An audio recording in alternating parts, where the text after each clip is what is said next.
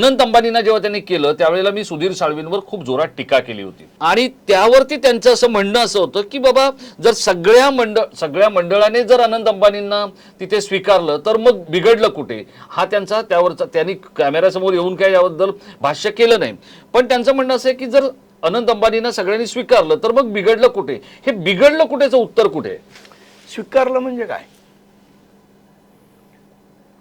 सुधीर साळवींनी सांगितलं की आपल्याला असं असं करायचं आणि सगळ्यांनी होला हो केलं, ह्याला स्वीकारणं म्हणतात असं मला वाटत नाही. नंबर 1. नंबर 2, तुम्ही जो उल्लेख केलात मगाशी माध्यमांनी, मला आठवत आहे, आता माझं वय 52-53 आहे, बरोबर आहे. लालबागचा राजा मी लहानपणापासून बघतोय. त्याही वेळेला काय लालबागच्या राजाचं एवढं हे नव्हतं, म्हणजे एक गणपती बाबा क्रेज नव्हती. नंतर मग ते मला असं वाटतं ते लालबागच्या राजाच्या मंडळाचा जे मी इतिहास ऐकलाय काही तिथले जाणकार लोकांकडनं, की ते मग कोणाला तरी जायचे की त्यांना बोलवायचे, इन्व्हिटेशन द्यायचे, त्यातला एखादा आला की मग त्यावेळेला फोटो काढायचा, तो जाऊन वृत्तपत्राच्या, त्यावेळेला तर काही चॅनल एवढे नव्हते, वृत्तपत्राच्या कार्यालयात द्यायचा की आमच्याकडे अमुक अमुक व्यक्ती येऊन गेली. आणि मग ते हळूहळू जसं तुम्ही सांगितलं की लाईव्ह दाखवायला सुरुवातीला, ते नंतर झालं. त्याच्या आधी केबल लाईव्ह दाखवायचे. मला असं वाटतं याच्याही माझं काही ऑब्जेक्शन या गोष्टींसाठी नाहीच आहे. तुमचं ऑब्जेक्शन नेमकं कशासाठी? एक्झॅक्टली मी तेच सांगतो. माझं ऑब्जेक्शन असं आहे की हे सगळे बिझनेसमन आहेत. अदानी असतील, अंबानी असतील किंवा अजून JSW असतील, हे सगळे बिझनेसमन. हे प्रॉफिट असल्याशिवाय इन्व्हेस्ट करत नाहीत. आज जेव्हा ते तुमच्याकडे पैसे लावतायत, इथे काय 8 कोटी लावतायत, 3.5 कोटी लावतायत, त्याच्या बदल्यात त्यांना काय मिळतंय?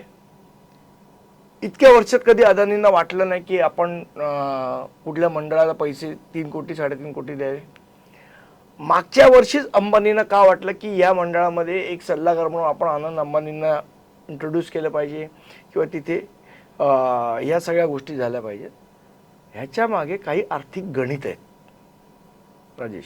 ज्या पद्धतीने लालबाग परळची जी डेव्हलपमेंट होते, त्या डेव्हलपमेंटमध्ये आज त्या मंडळाला अटॅच जी मुलं आहेत, त्या मुलांचा आपल्याला उपयोग झाला पाहिजे, या सगळ्या आर्थिक गणितासाठी म्हणून ते मंडळ घेतलेलं आहे. आणि त्यांनी घेतलं म्हणून तिथे अजून डेव्हलपमेंटला इंटरेस्टेड असणाऱ्या अदानींनी घेतलं. अजून कदाचित उद्या लोढांना वाटेल की इथे आपलं से पाहिजे, कारण मी इथनं मला खासदारकी लढव, मग ते कुठलं तरी मंडळ घेतील. मग आपण आपल्या गणेशोत्सवाची गणेशोत्सव प्रीमियर लीग असं करणार आहोत का की प्रत्येकाने एक एक टीम घेतली विकत, आणि मग आज हे झाल्यानंतर उद्या त्या मंडळाला जर मी पूर्ण पैसे देतोय तर माझ्या मतं लादायला मी सुरुवात नाही करणार, आज नाही करणार, 5 वर्षांनी करीन, 4 वर्षांनी करीन. जे ब्रिटिशांनी केलं तेच होतंय.